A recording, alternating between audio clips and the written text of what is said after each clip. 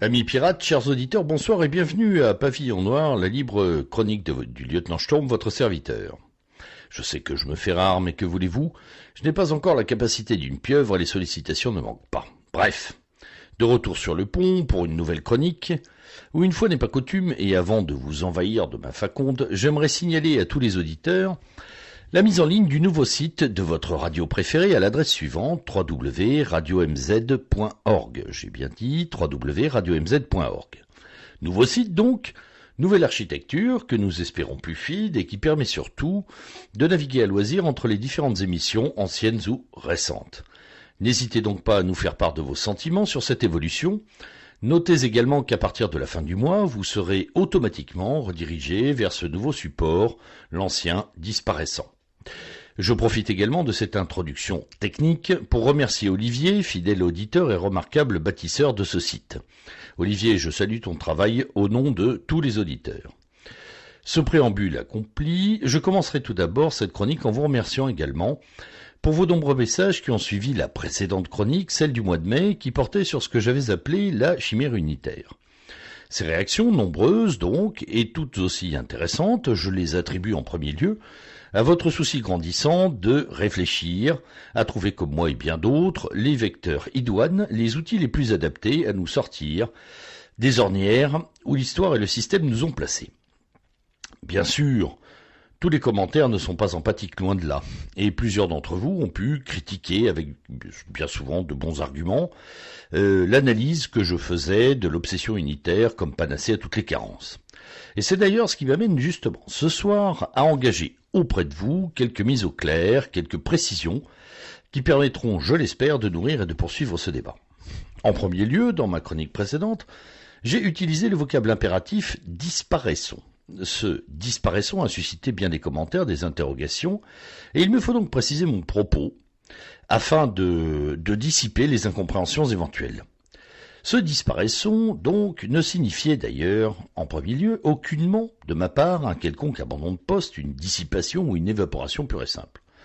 D'abord parce que c'est trop facile, ensuite parce que cela ressortirait d'un non-sens total par rapport à l'ensemble de mes propos, et enfin parce que dans mon esprit, disparaître, c'est d'abord arrêter de nous signaler sur les écrans radars d'un système toujours très heureux de nous épingler, de nous localiser pour mieux nous contingenter, et faire de nous des caricatures permanentes de ce que nous ne sommes pas ou de ce que nous ne voulons pas être.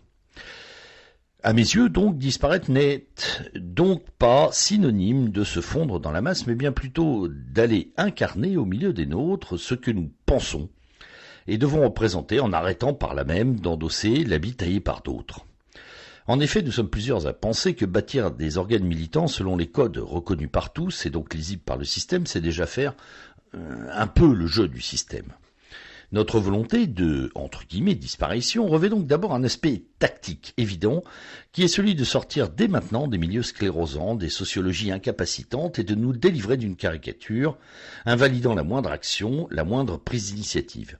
Mais cette disparition, toujours entre guillemets, recouvre également un aspect stratégique de haute importance, qui est celui d'investir de nouveaux champs de lutte, c'est-à-dire finalement les vrais champs de lutte, à l'heure où le combat se déplace définitivement du terrain social vers ceux terriblement vitaux du territoire et de la substance ethnique. S'adapter pour lutter, savoir prendre en compte l'affaiblissement des verticalités sociales anciennes, trouver des axes de lutte porteurs dans le réel et pas dans le dogme, voilà le programme. Pour être clair, le temps perdu, à mon sens, à tenter d'organiser une réponse unitaire socialement lisible est un temps passé englué dans une réalité déjà dépassée, celle d'un État, d'un pays dans lequel les enjeux se manifestent au sein d'une société organisée et produisant du sens. Des verticalités sociales comme la France en connaissait jusqu'à la fin des années 60. Peu importe d'ailleurs que ces verticalités nous correspondent, elles permettaient de se fonder contre ou pour. Je souscris sur ce point aux analyses notamment du camarade Michel Drac ou à celles du comité invisible, à savoir que la société telle qu'elle se pense encore, en nous, a tout bonnement cessé d'exister avec l'ère numérique du flux. Ce flux qui liquéfie l'espace social, le fragmente en autant de réalités individuelles et égotiques, est probablement le plus puissant dissolvant qu'ait créé l'oligarchie dominante. Nous reviendrons d'ailleurs, je l'espère, sur ce point bientôt et d'autres dans une émission avec probablement Michel s'il est disponible. Michel, je lance un appel. De fait, la question de la pertinence d'une unité militante organisée selon des modalités précadrées par les détenteurs du monopole de domination, par l'État, par l'administration, eh bien cette question se pose crûment dans un espace social totalement dissous au sein d'une réalité fragmentée et floue. Et j'y réponds bien sûr avec d'autres, en invoquant la nécessité vitale d'une adaptation radicale de projection, et non pas par la constitution d'un bastion partisan monolithique. Je pense d'ailleurs profondément que l'heure est à la projection et non à la défense, qu'il faut s'élancer à la conquête des nôtres et non pas se recroqueviller sur un réseau défensif conservateur. Je ne critique pas, le fait que le bastion soit sécurisant, je critique l'absence d'initiative qu'il produit. Derrière les hauts murs du château, on n'attaque pas, on défend. Or en dehors des mouvances et des sociologies de marge, oui, dehors, il y a des millions de nos concitoyens qui errent, inquiets, à la recherche d'un sens à donner à leur quotidien. Ne les méprisons pas surtout. Ils sont comme vous et moi, aussi spectateurs d'un monde en chaos. Ils sont pleinement conscients des atteintes létales que subit notre pays, notre continent. Nous n'avons pas le droit de ne pas nous tourner vers eux. Or, encore une fois, depuis les bastions de la mouvance, cela est impossible. Les médias nous y enferment et notre entropie nous y confine. Ne vous méprenez pas non plus, je le dis clairement, il y a de la place pour tout le monde et ceux qui choisissent des modes d'organisation classiques font aussi leur part du travail militant. Tout est affaire de choix. Et pour nous, il faut aller plus loin, il faut retrouver les nôtres. Ceci m'amène d'ailleurs à parler du second point qui a suscité pas mal de débats, à savoir mon rejet sec de l'unitarisme militant. Nombre d'entre vous m'ont objecté qu'une forme d'unité était quand même souhaitable, voire impérative. La vraie, chers amis pirates, mais je persiste et j'affirme que l'unité est le dernier de nos soucis. Parce que l'unité formulée dans un mouvement monolithique est justement la traduction d'impuissance la plus forte que nous pourrions produire. Et surtout un cadeau tombé du ciel pour un système qui n'a de fin ni de cesse que de nous voir entrer dans ses schémas. Je précise tout de suite que je ne parle ici que du cadre français. D'abord parce que je ne maîtrise pas assez finement les autres cadres européens, et ensuite, chaque peuple génère les formes les plus appropriées de lutte. Mais en France, les partis, c'est le XXe siècle. Les mouvements unitaires monolithiques, sont le produit d'un monde qui comportait encore des verticalités sociales, celles dont je vous ai parlé tout à l'heure, et qui étaient encore aussi en capacité de produire du sens. Les verticalités sociales, c'était tout simplement cette répétition mécanique d'usage, de coutumes, qui formait un type d'homme discipliné et proprement apte à suivre un ordre manifesté dans une structure. Désolé d'avoir à le redire, mais ce type d'homme tend fortement à disparaître avec l'horizontalisation des rapports humains, l'explosion communicationnelle individuée. Tous ces gestes, mots, habitus répétés, garants d'une cohérence de l'espace social, ont volé en éclats avec la numérisation du monde. Songez un instant à ce qu'il adviendrait aujourd'hui d'un message d'un des grands mouvements idéologiques du XXe siècle, noyé en quelques secondes sous des tonnes de tweets, de likes et surtout de milliers d'autres informations de moindre importance. Aujourd'hui, ce n'est hélas plus la vie qui pose la pensée, mais la pensée qui prétend poser la vie, comme le souligne d'ailleurs Jean Granier. Je suis d'accord avec vous, cette vision des choses est une monstruosité. Mais on peut soit continuer de l'ignorer et faire comme si on était toujours au XXe siècle, au milieu d'ailleurs du XXe siècle, ou au premier tiers, soit on choisit de la combattre, et alors là il faut vouloir chevaucher le tigre pour affronter les vrais défis de ce monde. À l'heure où Monsanto et Google sont plus dangereux que des États, à l'heure où le capital draine l'immigration, il paraît de plus en plus anachronique et déplacé d'avoir pour but que de façonner un mouvement, parti unitaire, comme une relique du siècle dernier. Et même sans cela, il paraît illusoire de vouloir s'y opposer en produisant un appareil militant mimétique de ceux du système.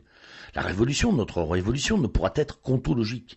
Nous devons produire un type militant qui refuse le combat selon les règles oligarchiques, selon les règles de l'ennemi, qu'il refuse sur les agendas médiatiques et les storytelling développés par le pouvoir. Nous devons reprendre notre propre narration du monde, au milieu des nôtres, par un travail exemplaire d'incarnation.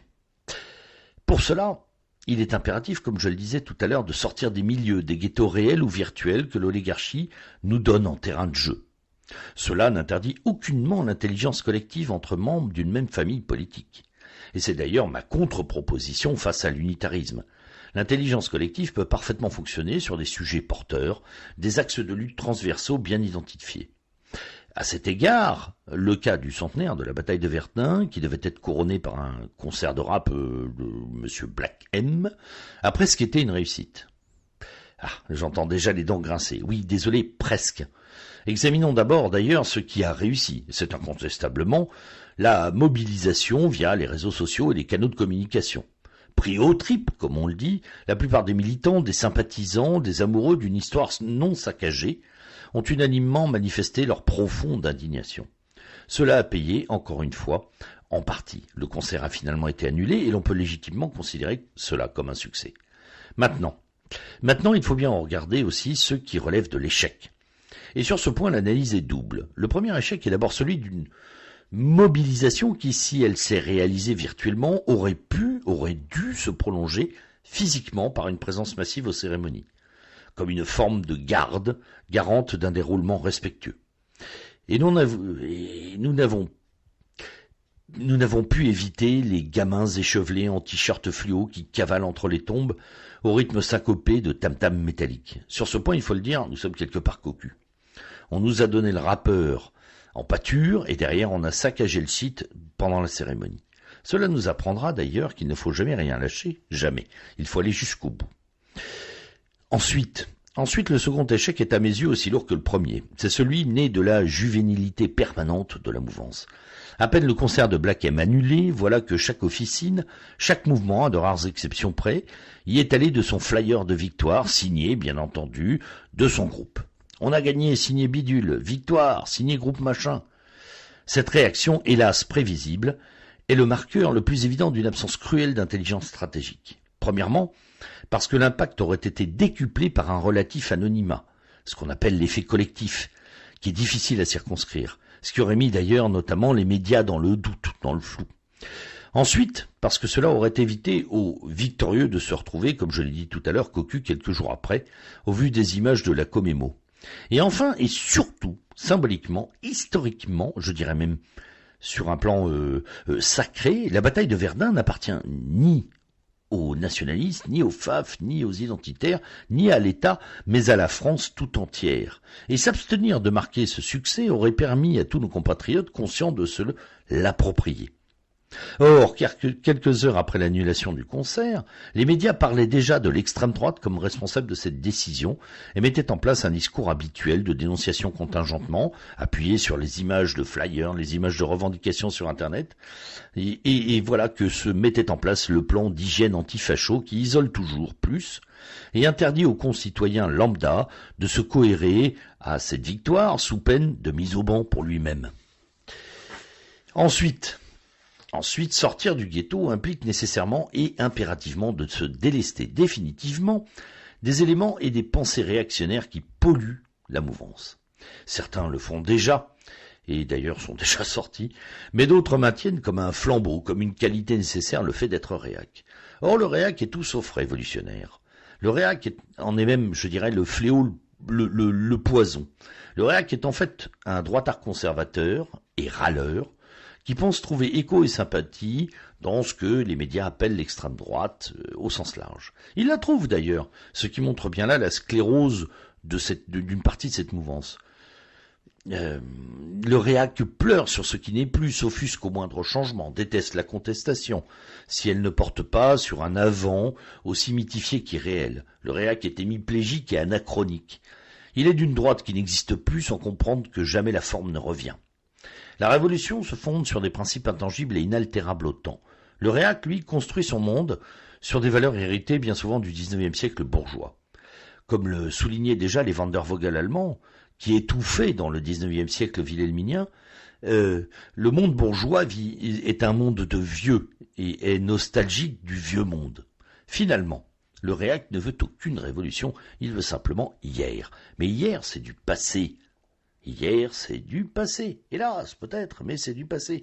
Et vouloir détricoter le temps, c'est s'identifier à Don Quichotte. Ce qu'il faut, c'est incarner le principe. Peu importe l'époque, Être un homme de principe, ce n'est pas être un homme d'un autre temps ou de son temps, c'est être de tout temps le même homme.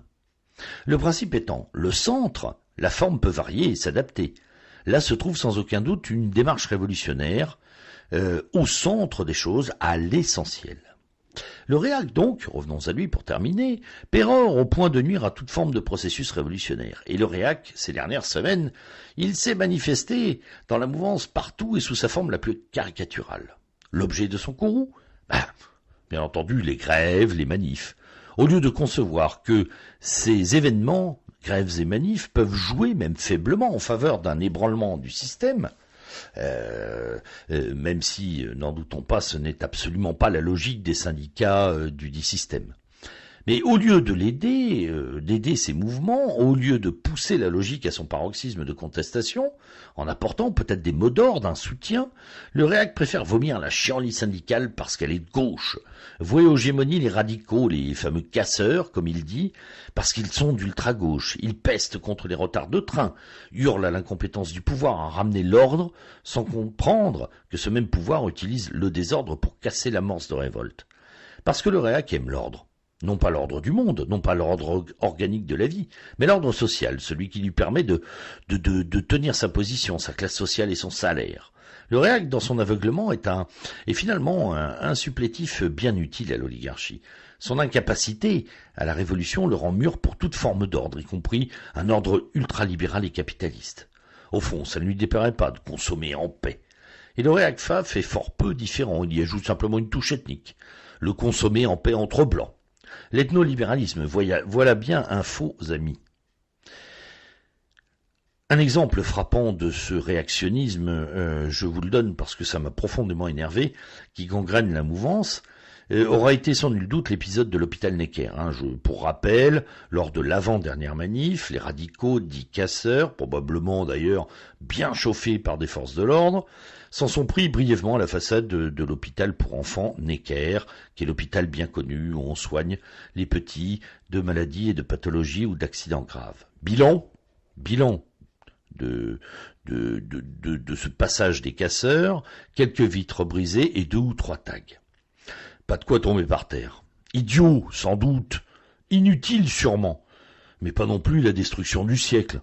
Seulement voilà, sur les réseaux sociaux, on fleurit des réactions indignées pour une bonne partie de la mouvance. Je peux comprendre, toucher symboliquement aux enfants, même de loin, il y a de quoi mettre en pétard. Oui mais voilà, cela revient encore à hurler avec les loups et à dénoncer les casseurs comme cible prioritaire dont il faut faire cesser les agissements, et donc finalement à séquencer le mouvement de contestation et à le démanteler. Navré, mais mon indignation n'ira pas aux quelques vitres cassées de Necker, et je vais vous dire pourquoi. Quelques heures après seulement cet épisode de l'hôpital Necker, à la radio, Manuel Valls, a tout simplement parlé d'un hôpital dévasté, rien que ça, d'un hôpital dévasté. Et Marisol Touraine, la ministre de la Santé, a parlé d'un acte abominable. Là aussi, quelle emphase. Et ce mouvement du gouvernement au complet, ce mouvement communicationnel, a pratiqué une instrumentalisation qui est, à mon avis, bien plus ignoble que les vitres classées et qui doit être, elle, vraiment dénoncée. Des centaines de milliers de gens ont défilé pour sauver leurs emplois et leur travail de cette loi libérale, de cette loi El Khomri, qui prépare d'ailleurs, et on y reviendra, j'espère, dans nos prochaines émissions, qui prépare tout simplement le TAFTA sur bien des points, c'est-à-dire la dérégulation globale du marché de l'emploi, la précarisation. Quelques centaines de casseurs étaient là aussi, ultra-gauche, commettant des dégradations, la plupart du temps d'ailleurs ciblées. Banque, assurance et publicité. Ah certes, ça ne fait pas trembler le monde de la finance, mais les quelques dégradations ont surtout une portée symbolique. Et puis pour des gens qui gagnent des milliards, quelques distributeurs de billets cassés ou quelques panneaux publicitaires descendus, c'est vraiment une bagatelle. Non, moi, ce qui m'a réellement indigné, c'est l'instrumentalisation de l'épisode Necker pour décrédibiliser le mouvement social. C'est l'instrumentalisation de la souffrance réelle des jeunes patients et de leurs parents pour casser les manifs. Voilà ce qui est insupportable.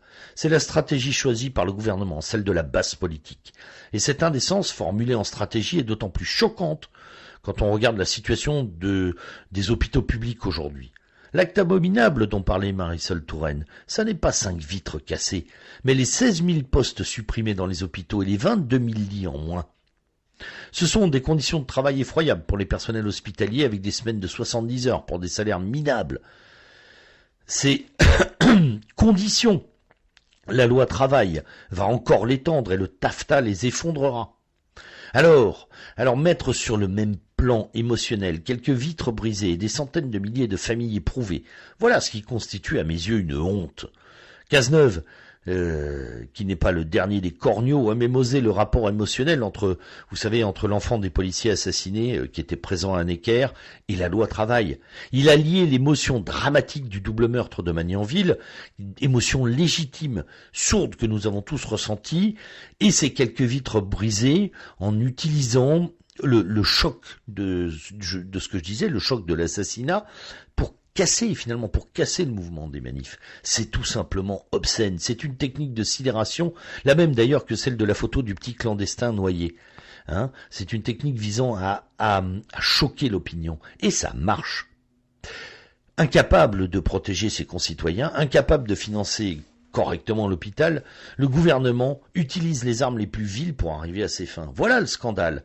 Et ça marche. Les syndicats se sont fait tout petits. Valls a même réussi, rendez-vous compte, à toucher au sacro-saint droit de manifester en interdisant pendant 48 heures la manif d'hier, du jamais vu ces 40 dernières années. Valls a sa victoire, bien sûr qu'il a sa victoire. Les moins de 2 kilomètres de promenade dans le quartier de Bastille des syndicats jeudi, c'est une rigolade. Pensez donc, selon les stats, il y avait 1 policier pour 4 manifestants. Jamais une manif n'a été si encadrée. Là, le tour de vis est donné. Parions que les autres le seront aussi. Au grand bonheur du réac, sûrement. Et l'autoritarisme libéral s'installe tranquillement. L'oligarchie déroule son plan de captation du réel, d'enfermement des volontés. Vous comprendrez que à cela, on ne peut pas répondre systémiquement. On ne peut produire une réponse, en tout cas uniquement à base d'organisations tramées par le système. Et s'il faut donc disparaître, c'est pour investir d'autres champs de lutte dans l'immédiate proximité des nôtres, pour leur démontrer qu'il est possible de développer une autre manière d'être, celle qui refuse ce monde et entend le dépasser. Il n'y a pas de refuge, c'est au milieu de nos compatriotes, dans des actions de terrain cohérentes et cohésives, que nous pouvons modifier le réel et produire du sens, du pouvoir contre, du contre-pouvoir. Là est à mes yeux, et à ceux de bien de mes camarades, la métamorphose impérative de notre combat. Là vont désormais, vous le savez, se porter nos efforts. Voilà, amis pirates, ce que je voulais vous dire ce soir, pour clore momentanément, bien sûr, ce chapitre sur le débat organisationnel et vectoriel. J'espère, comme toujours, avoir titillé quelques-uns de vos neurones et y avoir instillé un peu de cet esprit de révolution dont je crois nous avons tant besoin. Sur ce, restez à l'écoute, le monde a besoin de vous. Allez, à la prochaine.